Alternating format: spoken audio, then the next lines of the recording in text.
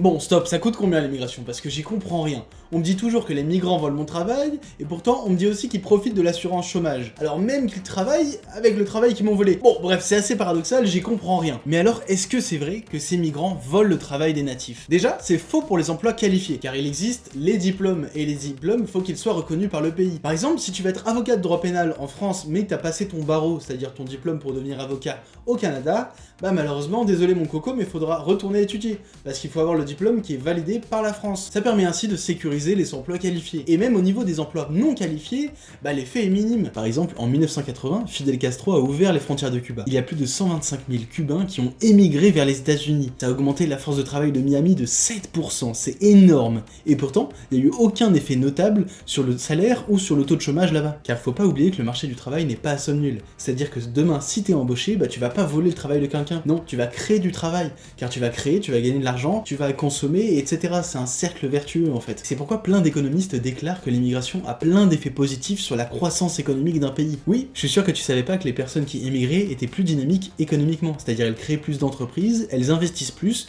et au final, c'est tout bénef. Et même au niveau des aides sociales, ils coûtent pas plus cher à l'État, car de 1, plus de migrants ne signifie pas forcément plus de dépenses de l'État, notamment au niveau de l'armée par exemple, et de 2, faut pas oublier que eux aussi payent des impôts, ils remplissent eux aussi les caisses de l'État, ils financent la retraite de tes parents par exemple. En fait, l'immigration c'est trop bien, ça rapporte beaucoup plus que ça coûte à l'État. En tout cas, j'espère que c'est plus clair pour toi, et si tu veux en savoir plus sur la situation des migrants mineurs en France, n'hésite pas à cliquer sur le lien juste en dessous, c'est une vidéo que j'ai pu faire l'année dernière, j'espère qu'elle va te plaire, et je t'ai fait la petite fiche mémo habituelle avec toutes mes références et mes arguments, n'hésite pas à screener.